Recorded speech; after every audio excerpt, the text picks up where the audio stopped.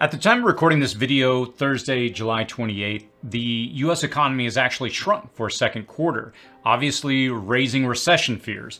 Politicians and leading economists worldwide, they're all warning people that we are very likely sinking into a prolonged global recession. So you need to develop a plan if you haven't already started. And before we jump into the details of this video, let me tell you a quick personal story to hopefully give you validity to the points that I'm going to lay out in this video, because I have lived them and they changed my life. If I had to go back 15 years knowing what I've gone through, everything that I've experienced up to this point, I would do it all the same. Here's a quick story that illustrates this. Beginning in late 2006, before the big real estate market crash, my wife and I decided to get our financial affairs in order. And we used a book by Dave Ramsey. It's actually right here. I'll talk about it momentarily. It's called Financial Peace. And we followed the plan. We actually paid off our last debt in May of 2008, in the middle of what was considered the greatest recession in the United States history. A few months before our first son was born, we actually followed the plan. In about a year and a half, we were able to pay off our debt starting in 2006. And by doing this, it put us in a great position financially to buy our first home in 2009 when the market was in the toilet. And it put us on a path of financial freedom that we live today. And when people view my life, they often tell me that I'm lucky. But what they don't see is the years of sacrifices that I made early on, following these principles years ago that built the foundation that I stand on today. So in this video, I'm going to list out a few of the key things that we did that put us where we are today. Download the Prepper's Recession-Proof Economic Collapse Guide today. I'll post a link in the description and comments section below, or visit cityprepping.com/moneyprep for a free guide to help you start recession-proofing your life and emerging even stronger when the economy recovers. Number 1, evaluate your finances with these 3 steps. Okay, so this is where you need to start. Unless you have a clear picture of your finances, the steps that I'm going to outline in the remainder of this video will be hard to follow. And here are 3 ways to get you started. All right, so here's the first step. Review your expenses. Write down every purchase that you make, putting pen to paper or even using something like a spreadsheet online. By doing this, it's going to force you to ask whether you really need this thing that you feel you need to purchase. Take it a step further and review your last 2 bank and credit card statements.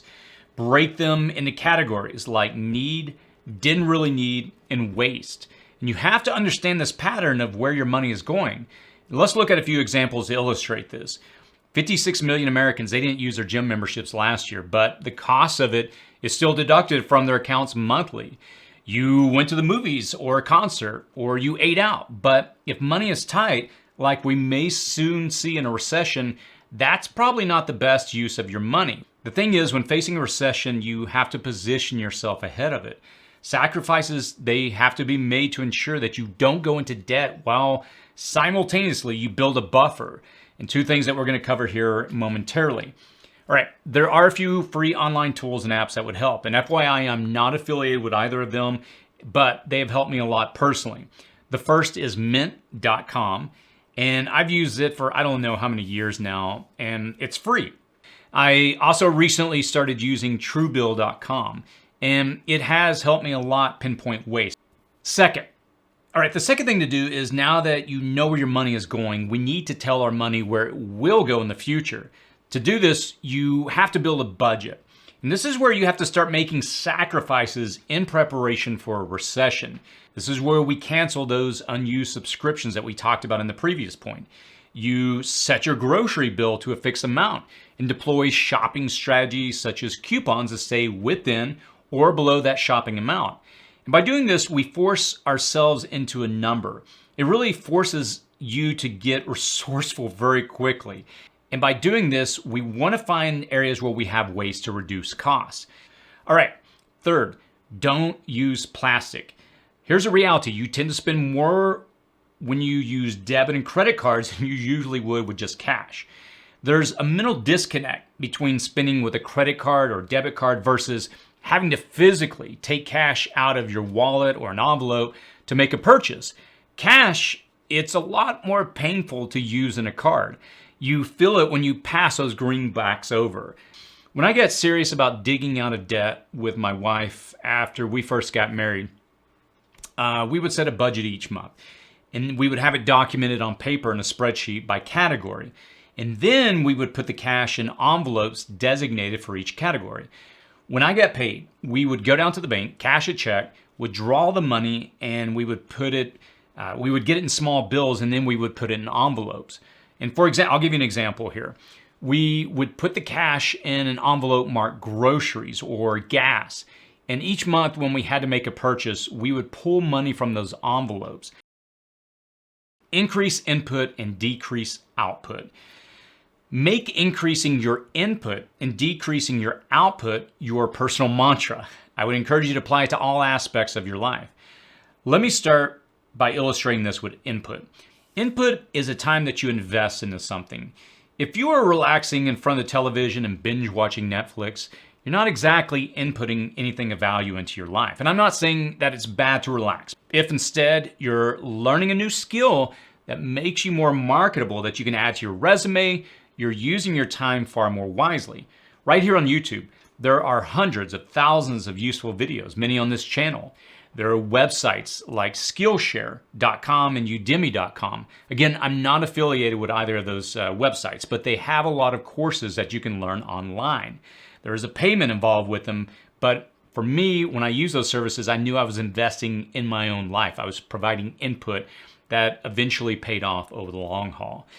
And I'll give you an example. When I first started my web development business in 2005, honestly, I knew nothing about the subject, but I was very, very interested in it. I had a background prior to that in graphic design, so it was kind of a natural transition. I ended up spending a lot of time in the evenings after work, sometimes late into the night, learning this skill online. What I would then do is I would take that skill and I would go to websites like Craigslist, and I would put a posting up where I would market to local businesses where I would offer to build them a website for very cheap.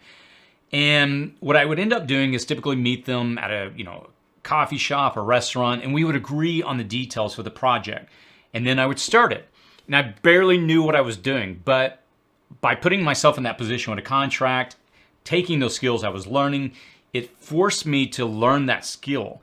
And hey, they were even paying me to learn. That was a bonus. You also have to decrease your output.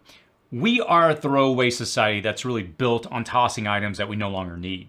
Are you throwing away any leftovers or trying to find what that smell is that's coming from your refrigerator? If so, you're doing it wrong. And this is where efficiency comes into play. You need to work on proper portioning and cooking, and you need to use or preserve what you make. If you were to start out making a purchase on something to help you preserve food, you might want to consider a tabletop dehydrator. I did an ultimate guide on dehydration not too long ago. You can go back, look at it in my library. With this, you can process vegetables that you grow in your garden or that you buy and you have leftovers, or you can use it to process apples to apple slices, and you can use it for months after the fact. So in other words, you don't have to say, well, I've got all this food, I don't know what to do, and it's going to go bad. You can actually preserve it. The key here is to find a way to not only buy what you need, but buy enough that you don't need any more. Number 3, stock the future. If you have personal debt, go after it. It's really eroding your future. When my wife and I got serious about paying off her debt, we used a debt snowball approach. We lined up all our debts. And what we did is we started with the smallest to the greatest, and we paid off that smallest, moving up to the largest. And you may say, well, shouldn't I attack the debt with the largest interest? Maybe there's one in the middle of all this that has the largest interest rate. Why shouldn't I go after that? Well, the answer is no. And why? Because paying off debt, it really involves emotions. Hear me out on this. You probably got into debt not by using logic, but allowing emotions to dictate your situation, buying things that you really shouldn't have bought. Now, I do realize that's not true for everyone. Challenges can happen in life. There can be medical bills that are unexpected, which can end in debt. But I'm speaking to the majority here. When getting out of debt, you'll need emotion on your side. So how do we leverage that? Again, let's use this example where we start with the smallest debt, we pay that off. You'll get an immediate emotional boost each time you pay off a debt that will propel you forward. What you do is after you pay off that small debt is you take the money that you would have normally used each month on that first debt that you just paid off and then apply it to the next debt, which is now your new smallest debt. All right, so we get that new debt. We go after it. Then we pay that off. And then we apply the monthly money that we used on those previous two debts. We now roll that into our next debt, and we begin to go after that. If you understand, you see the pattern, we're essentially building a snowball that keeps building in momentum. It gets bigger and bigger to the point where we can go after our largest debt. And trust me when I say this, as I've been there before. Being upside down, it is no fun. It really sucks. But by applying this principle, it allowed my wife and I to get out and to go after our debt. And it filled us with emotion, a combination of some rage and excitement as we could see the light at the end of the tunnel. And we ended up paying everything off earlier than we actually had planned. It legit worked. So we pay off our debt and we start thinking about the future. And let's put a buffer between us and the future so these types of events that got us into debt don't happen again. My advice is to then pivot to building a savings of an absolute minimum of 3 to 6 months of bare bones monthly living expenses in the bank. Again, this puts distance between you and a calamity which could force you back into debt. Now, I realize this is not as easy for many living on the edge each month as it is, but this is where I encourage you to follow the principles laid out in point number 2 from earlier about investing in your marketable skills. I know we all want to simply check into our job and make a livable wage. And I hate to say this out loud, but those days are gone. The world is rapidly changing and it will require you to think much differently. The days of just getting by are unfortunately behind us. And I don't make the rules, but I have learned to play by the game. If there were just a few books, let me pull some of these over here, that I could recommend to really get you started that helped me a lot. The first is Dave Ramsey's book, Financial Peace. I mentioned this one earlier. If you've never built a financial game plan, I think it's an excellent starting point. The next book that I'd recommend once you get on track is Rich Dad, Poor Dad by Robert Kiyosaki. It definitely changed my view on finances dramatically. And most importantly, it really helped me understand what building assets means. It really drove that point home hard. All right, and finally, I'd recommend the 10X Rule by Grant Cardone. If you want to light a fire under your seat to get motivated, I can't say enough about this book. I've read it several times. Let's be honest. Sometimes every penny of our money, it's tied up or required for today's expenses. And a lot of these concepts I've discussed, they may seem impossible or too far away. However, you can stock the future with the skills and lessons that you learn through the downward cycle. If things are about to spiral down, and it appears this is the case, you need to prepare to take your skills and abilities to a whole new level. I would encourage you to build your input. Regarding your output, stay conservative, pay off the debt the best you can, and let the input in your personal system top up and even overflow. Stock a better future for yourself. I've only touched upon 3 basic methods in this video to recession-proof your life, but I encourage you to put these into practice today. And they may seem basic, but when you truly apply them in your life, trust me, you'll immediately start reaping the benefits. You can even thrive through a recession and even emerge stronger. I did in 2008 and 2009 with my wife. It was difficult, but we made a lot of sacrifices, and it just laid a phenomenal foundation that we stand on today. Just these 3 practices will make your prep stronger as well. If the market takes a massive nosedive, you will be better equipped to handle that if you have incorporated these 3 practices in your life. Imagine what you could do with the 24 or so more in the free downloadable guide. I encourage you to do something positive for yourself right now by deciding the future that you want. It's really up to you to shape it. I know we're heading into hard times, and a lot of times it can be very discouraging, but trust me, if you follow these principles, if you apply them, if you make some very tough decisions, when you look back, you'll realize, when you come out on the other side, the decisions you made, you weren't lucky. You planned them, and they put you on the path that I believe you can ultimately go if you'll make those decisions now.